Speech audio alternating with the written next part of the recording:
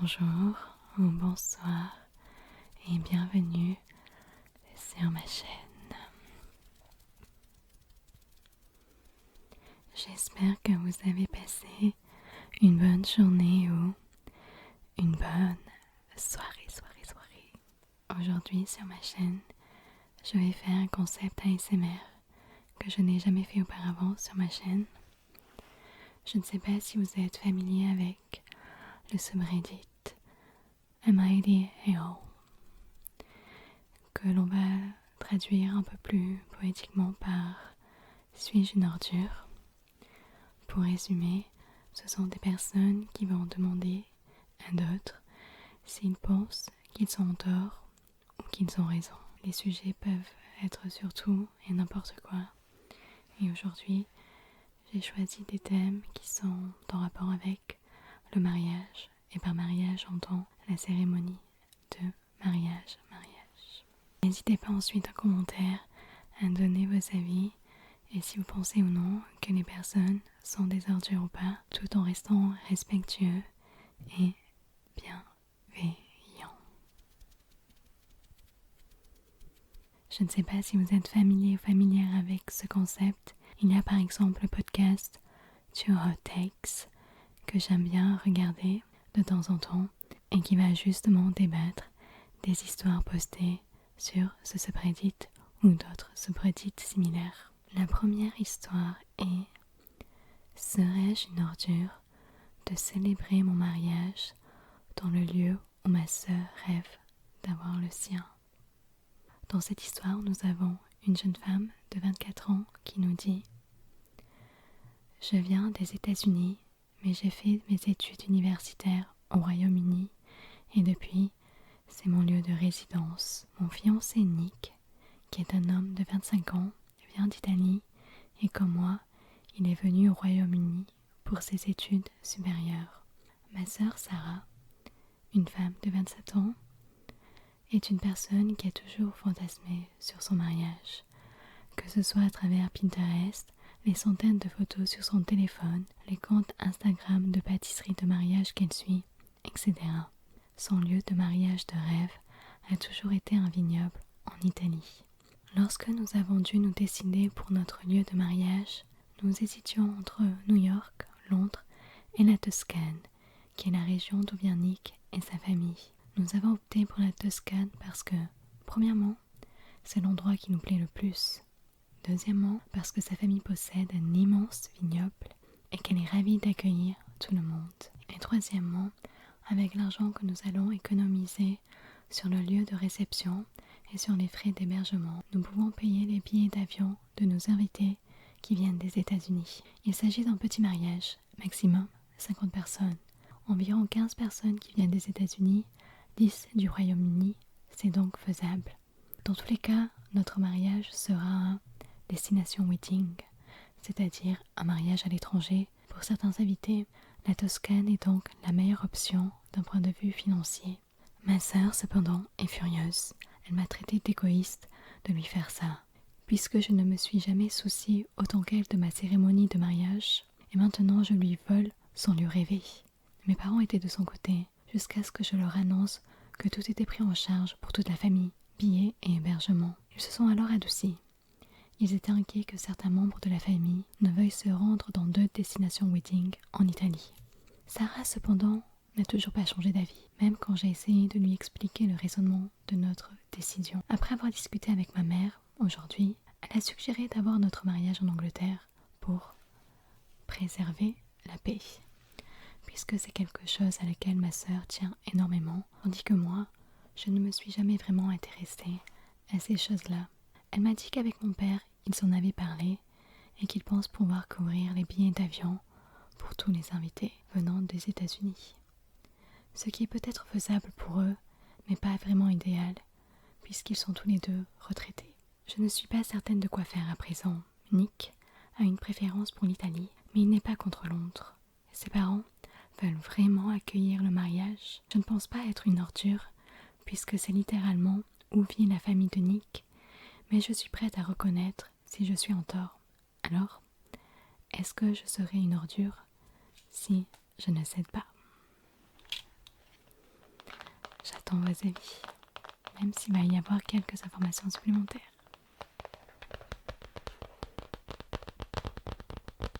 La future mariée maintenant nous donne des informations supplémentaires. C'est étrange, parce que je jure qu'habituellement, elle n'est pas aussi rationnelle. C'est pour ça que je me remets en question. Je pense que le mariage, c'est la chose dont elle est vraiment passionnée, sans aucune limite. Elle nous raconte aussi, je ne l'ai jamais mentionné, car je pensais que c'était sans importance jusqu'à ce que je lise certains commentaires au sujet de son comportement puéril. Mais j'ai une autre sœur de 31 ans qui a épousé une femme. Au moment de faire la demande, elle avait l'intention d'utiliser la bague de ma mère pour sa future épouse. Mais Sarah s'est fâchée et a dit qu'elle rêvait d'avoir la bague. Ma sœur aînée n'y tenait pas particulièrement, elle a donc acheté une autre bague. Maintenant qu'elles sont mariées, Sarah a changé d'avis au sujet de la bague de ma mère. Elle ne la veut plus. Je n'y ai jamais vraiment pensé, mais maintenant je me demande si c'est un coup étrangement calculé de sa part pour qu'une raison quelconque ma belle-sœur n'ait pas la bague. En ce qui concerne le financement du mariage de sa sœur Sarah, les détails du financement de leur mariage me sont plutôt inconnus, mais il me semble qu'elle et son fiancé comptent payer l'hébergement de certains invités, les amis les plus jeunes, les membres de la bridal party, qui n'ont pas beaucoup de sécurité financière, mais c'est tout. Il se pourrait que leur mariage soit tout de même très cher, puisqu'elle souhaite un mariage d'une taille décente. Son petit ami a de l'argent, peut-être qu'il faut le prendre en compte. Pour être honnête, je ne sais pas. Elle n'est pas encore fiancée, mais elle est dans une relation longue, et elle sera fiancée ce printemps. Elle veut que la demande soit faite le jour de son anniversaire, et je sais que son petit ami a déjà la bague. Mon fiancé et moi visons un mariage pour octobre, et je pense qu'il faudra à Sarah à peu près 2 ans de préparation, puisque son mariage sera beaucoup plus grand que le mien. Ils économisent pour les dépenses. D'après moi, les 2 mariages ne seront pas rapprochés, mais tout est relatif. Certaines personnes peuvent penser qu'1 an et demi, 2 ans, c'est assez rapproché. Certes, son lieu de rêve n'a pas toujours été un vignoble en Italie, mais cela a toujours été quelque part en Italie. Pendant un temps, c'était la côte d'Amalfi, le lac de Comme et même Venise. Alors, petit aparté, mais le prix pour un mariage au niveau du lac de Comme, c'est extrêmement élevé. Je reprends. Mais l'Italie a toujours été le dénominateur commun.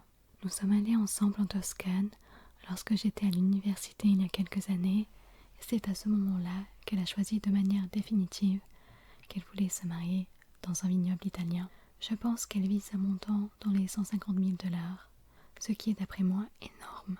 Mais nous en avons discuté par le passé et elle m'a dit que son mariage de rêve tournerait autour des 500 000 $, mais ce n'est pas réalisable. Donc un budget de 150 000 $ est un compromis. Pour ce qui est du financement, je n'en suis pas sûre. Notre famille a toujours vécu de manière très décente. Nous avons tous un salaire annuel à 6 chiffres. Mais à présent, mes parents sont retraités depuis un moment. Ils ne peuvent plus être aussi dépensiers qu'auparavant.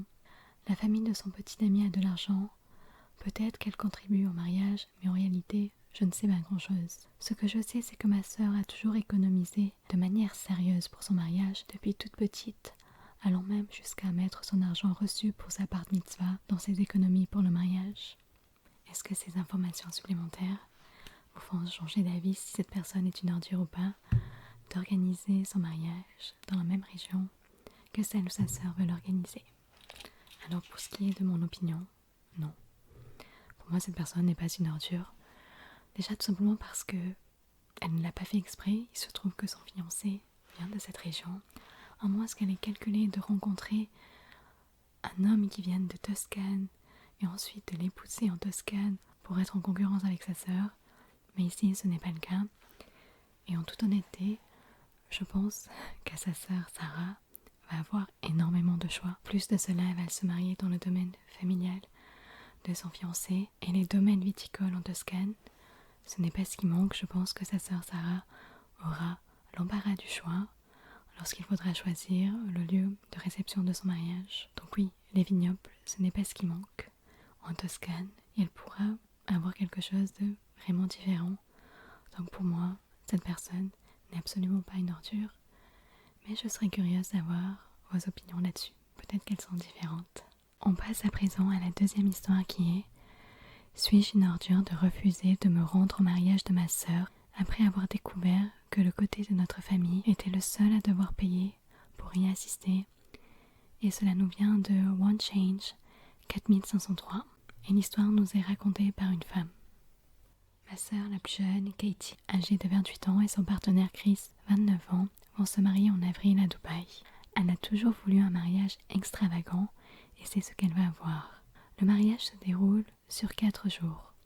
Il y a 70 invités, mais il souhaite que nous, et par nous j'entends moi, mon mari et mes parents, restions dans le même hôtel qu'eux avec les demoiselles d'honneur. Je suis la maid, matrone d'honneur, et les hommes d'honneur. L'hôtel est plutôt luxueux et avec les vols, le montant s'élève à 2900 livres par personne. La famille de Chris, qui est composée de ses parents, de ses 2 frères et de son neveu, vont aussi séjourner dans le même hôtel.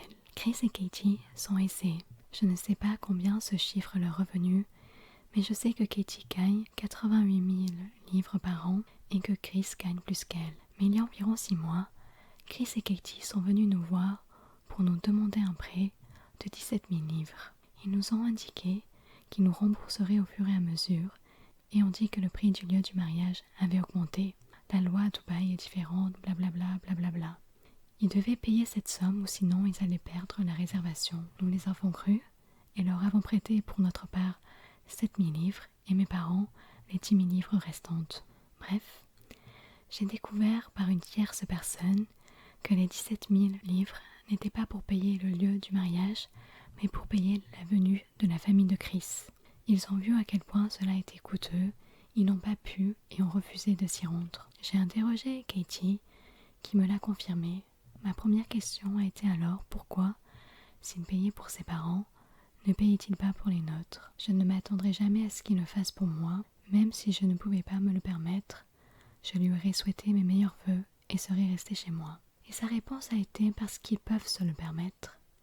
Elle était sur la défensive et elle m'a dit que c'était la manière la plus juste et qu'elle trouvait que planifier un mariage était déjà assez stressant, etc.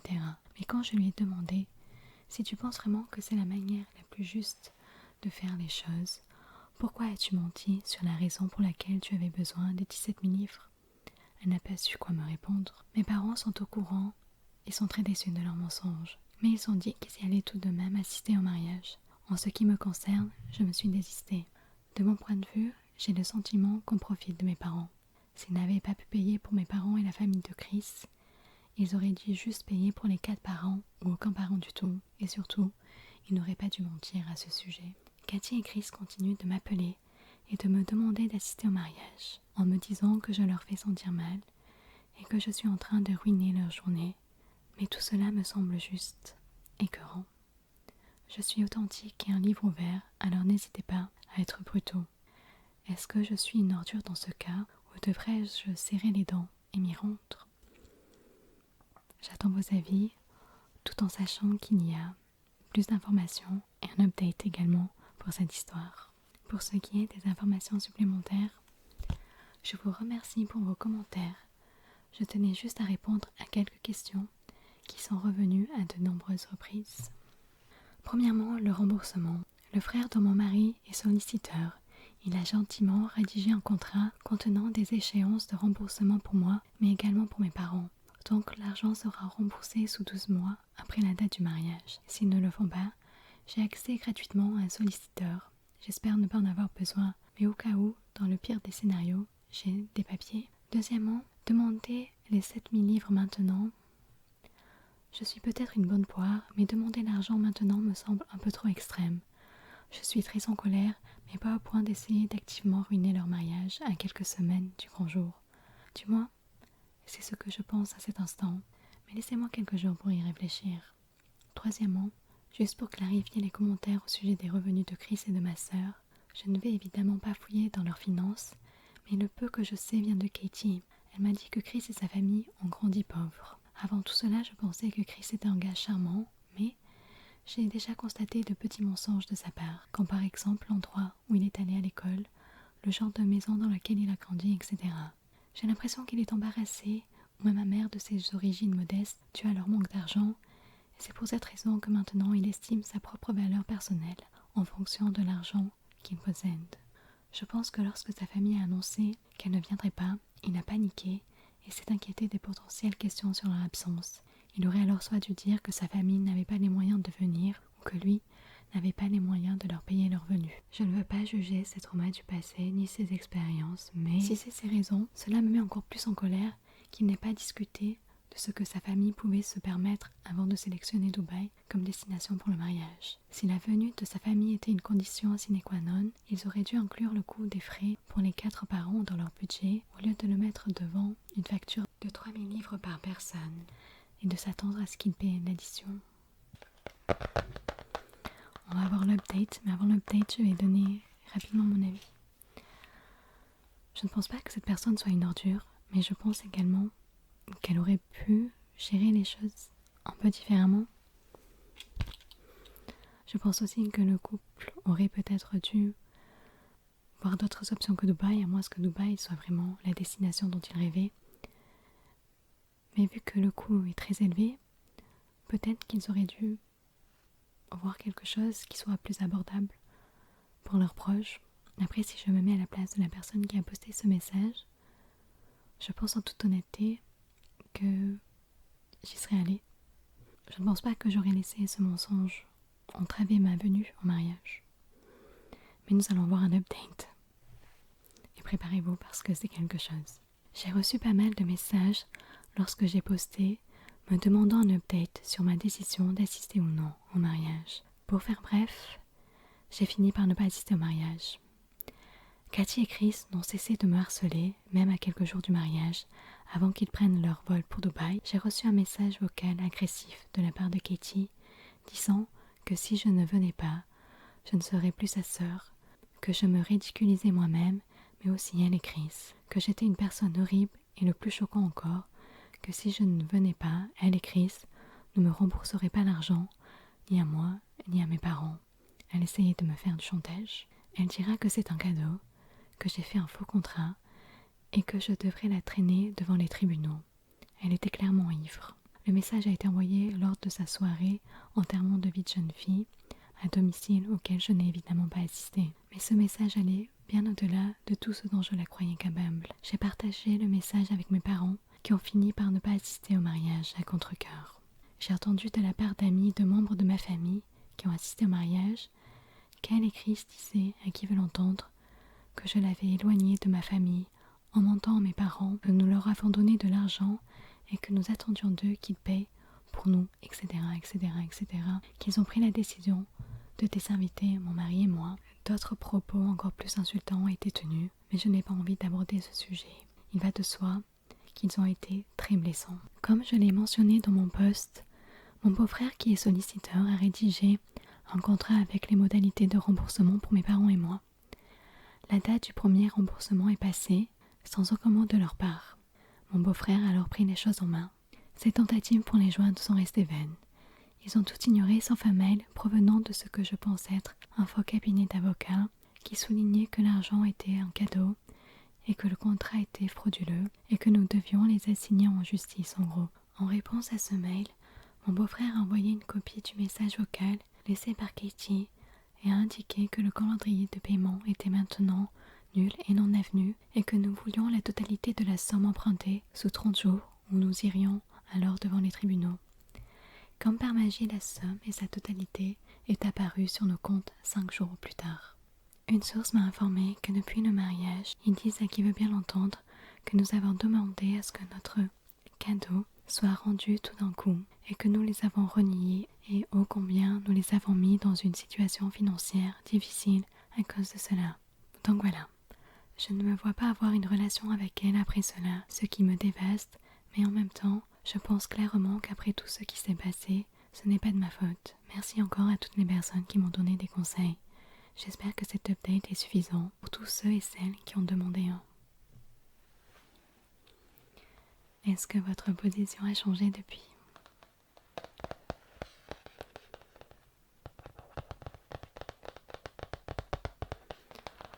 En ce qui me concerne, je trouve que cette histoire a pris des proportions totalement extrêmes.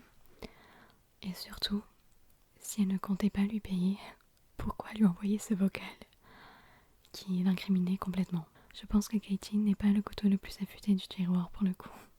On passe à présent à la troisième histoire qui est: suis-je une ordure de vouloir un mariage au lever du soleil, qui nous vient de Sunrise Wedding. Le nom d'utilisateur ne pouvait pas être plus évident. Alors l'histoire, je ne sais pas si c'est un homme ou une femme qui la raconte, donc nous allons commencer directement. Chaque année pour notre anniversaire, mon fiancé et moi nous levons tôt et allons à la plage pour regarder le lever du soleil ensemble. C'est une tradition très spéciale.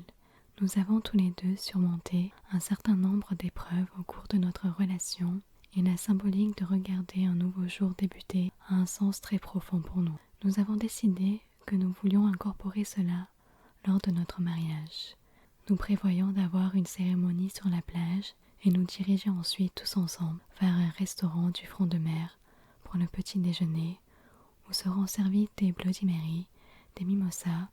Nous en avons discuté avec le propriétaire du restaurant qui adore l'idée et serait ravi d'ouvrir plus tôt pour nous. Après ça, tout le monde est libre pour le reste de la journée. Nos amis et nos familles, et dans la grande majorité du coin, ils devraient pouvoir se rendre sur la plage en moins d'1 heure, sauf quelques membres de la famille qui devront prendre l'avion depuis le Canada, mais ceci est inévitable. D'après la position géographique et la date de notre mariage l'été prochain, nous avons planifié le début de la cérémonie à 5h30 du matin, quand il devrait y avoir suffisamment de lumière, mais le soleil n'est pas vraiment encore visible. Nous recevons un tas de retours négatifs de la part de notre famille, nous disant que c'est beaucoup trop tôt et que nous devons décaler la cérémonie à un horaire plus convenable de la journée. Mais mon fiancé et moi n'avons pas l'impression de demander quelque chose de déraisonnable. Suis-je une ordure? Je suis curieuse d'avoir votre avis sur cette histoire.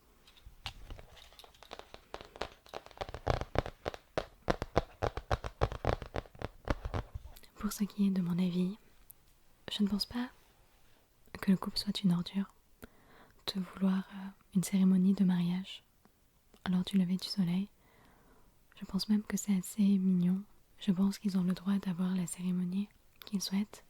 Par contre, oui, l'horaire, je ne pense pas qu'ils peuvent prendre à mal si des personnes refusent de venir à cause du fait que ce soit à 5h30 du matin, parce qu'ils disent qu'ils vivent à peu près à 1 heure de la plage, ce qui fait qu'ils devront partir vers 4h, 4h15, histoire de ne pas être en retard. Et je n'imagine pas à quelle heure ils vont devoir se lever, parce que le temps de se lever, de se préparer, peut-être de manger quelque chose. Le réveil doit tourner aux alentours de 1h30, 2h.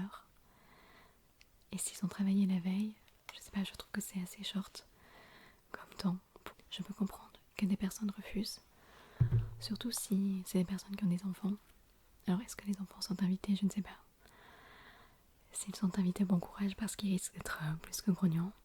Et surtout, je me dis, il n'y a pas forcément de garde d'enfants à cette heure-ci. Ça va complètement dérégler le sommeil de tout le monde. Et vraiment des mimosas après le mariage, de bon matin, quand peut-être pas mal de personnes seront encore à jeun. Sur le papier, c'est une très bonne idée. Et encore une fois, si c'est vraiment la cérémonie qu'ils veulent, go. Mais ils ne peuvent pas être déçus de l'absence de certaines personnes, surtout quand ils disent: nous n'avons pas l'impression de demander quelque chose de déraisonnable. Je ne sais pas. Pour moi, ils ne sont pas une ordure, encore une fois, de voir le mariage qu'ils souhaitent, mais de s'attendre à ce que tout le monde vienne à 5h30 du matin. Dans ce cas-là, peut-être, oui. Mais j'ai hâte de lire vos avis là-dessus. Nous allons maintenant passer à la dernière histoire, et préparez-vous parce que c'est quelque chose. Le titre est: suis-je une ordure de ne pas vouloir être demoiselle d'honneur au mariage de ma meilleure amie parce qu'elle est enceinte et qu'elle va épouser mon ex?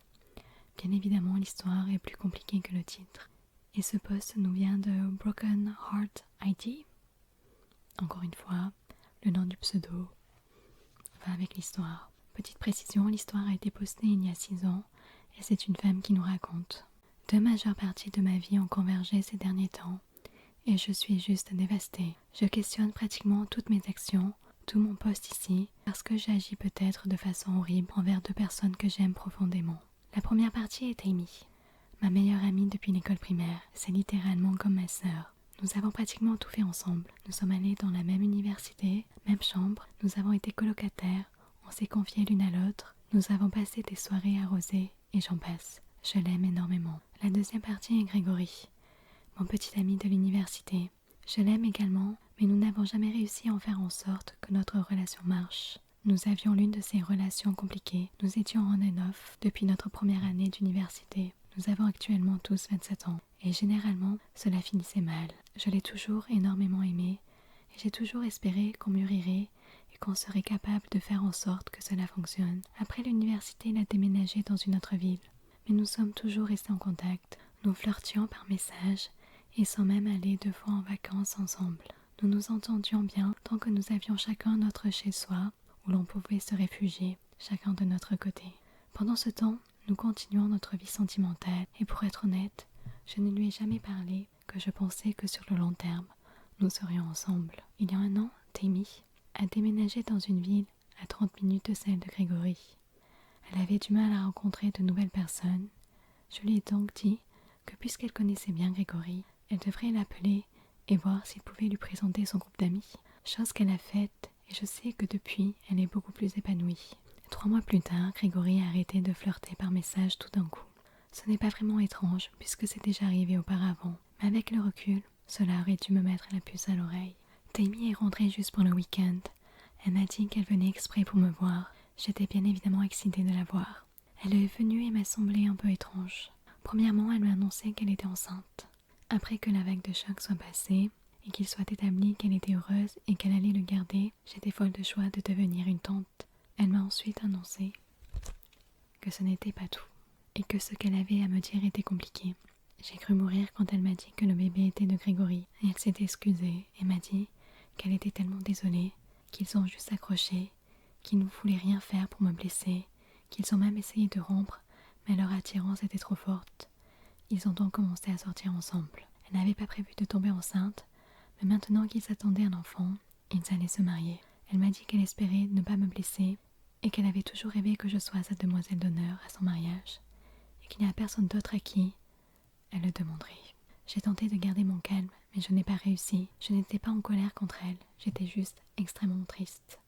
Je lui ai dit que je l'aimais, mais que je ne pouvais pas être auprès d'elle à cet instant et qu'il n'y avait pas moyen que j'aille à leur mariage, encore moins à la réception. Elle m'a dit 1 million de fois qu'elle était désolée lorsqu'elle est partie de chez moi. Elle m'a envoyé plusieurs messages disant qu'elle voulait me voir avant son départ dimanche. J'en étais incapable. J'ai littéralement pleuré tout le week-end. Le truc c'est que, si je suis objective, ils forment le parfait couple. Parfait. Le tempérament de feu de Tammy match beaucoup mieux avec la nature calme de Grégory que le mien. Ils sont tous les deux sublimes, intelligents et doués avec les enfants. Si 2 personnes devraient se fréquenter pour être de super partenaires et parents, ça serait eux 2. Je ne peux pas m'empêcher de me sentir blessée. Suis-je une ordure de ne pas vouloir être sa demoiselle d'honneur? Et pour cette histoire, nous avons également des informations supplémentaires, ainsi qu'un petit update à la fin. Pour ce qui est des informations supplémentaires, les voici. Les gens semblent être un peu confus par la chronologie des événements. En réalité, je n'ai discuté à peu près que 10 minutes avec Tammy vendredi. Il y a donc beaucoup d'informations que je n'ai pas. J'ai regardé mes messages et c'est le mieux que j'ai pu faire. Juin 2017, Grégory m'a amené à Hawaï. C'est la dernière fois que je l'ai vu. Nos messages étaient à peu près entre 2 et 3 par semaine. Mai 2018, Tammy décroche son emploi et déménage dans la nouvelle ville. En prenant en compte les appels et les messages, nous échangeons environ 100 fois par jour, voire même plus. Fin juillet 2018, Tammy avoue qu'elle se sent seule.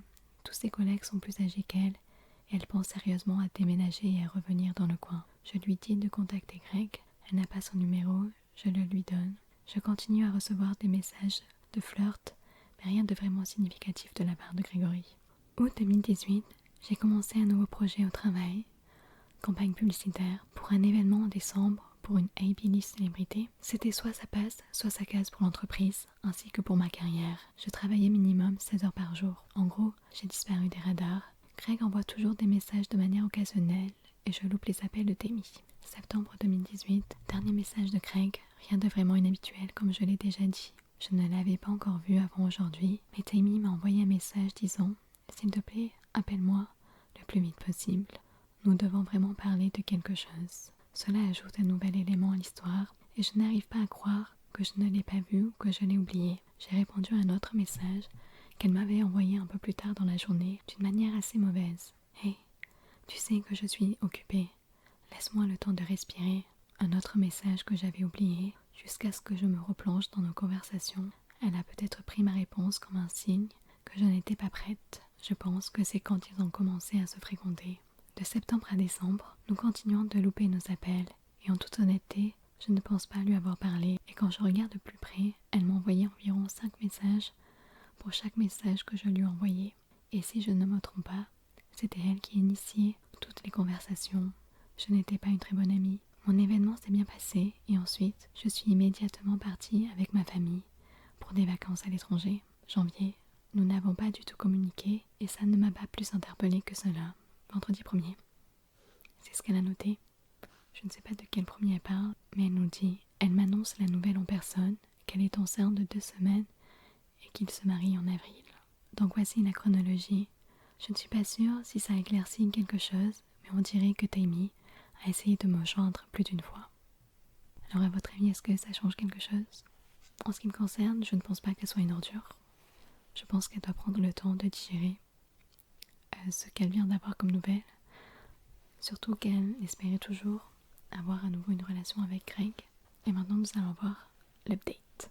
Je me connecte de temps en temps sur ce compte et j'ai toujours une poignée de personnes qui veulent savoir comment vont les choses. J'ai décidé d'attendre un peu jusqu'à la date du mariage pour pouvoir poster un dernier update. Pour résumer, ma meilleure amie a déménagé dans une autre ville, proche de mon ex l'an dernier. Je l'ai encouragée à prendre contact avec lui. Ils ont commencé à sortir ensemble, elle est tombée enceinte et ont organisé un mariage à la hâte. Elle m'a demandé d'être sa demoiselle d'honneur. J'ai demandé l'opinion de ce sub si j'étais une ordure ou pas, de refuser. Les personnes étaient assez mitigées mais très intenses de chaque côté. Après beaucoup de réflexion, j'ai décidé de m'y rendre. Le mariage était hier et c'était effectivement un bon moment. Ce n'était pas sans amertume. J'ai toujours des sentiments pour Greg et ces sentiments se sont manifestés par la frustration quand il ne répondait pas à mes mails ou mes appels au sujet de ce qu'il voulait faire. Mais Tammy était beaucoup plus patiente et bienveillante envers lui, ce qui n'a fait que renforcer ce sentiment qui n'était pas le cas fait pour moi. Hier, la cérémonie était petite et très belle. Ils sont tellement amoureux l'un de l'autre que c'en est presque écœurant. J'ai pleuré toutes les larmes de mon corps, pour leur bonheur, mais aussi parce qu'après 10 ans de relation on and off, Greg et moi, c'est officiellement fini. Ça n'arrivera jamais, et c'est une bonne chose, mais qui mérite tout de même quelques larmes. Dans la suite de l'update, elle parle également de la cérémonie et à quel point elle n'a pas trouvé chaussure à son pied ce soir-là. On arrive maintenant à la fin. J'espère que ce genre de format vous a plu. Quoi qu'il en soit, j'espère que vous avez réussi à vous détendre, à vous relaxer ou du moins à passer un bon moment. Je vous dis à très bientôt. Bye.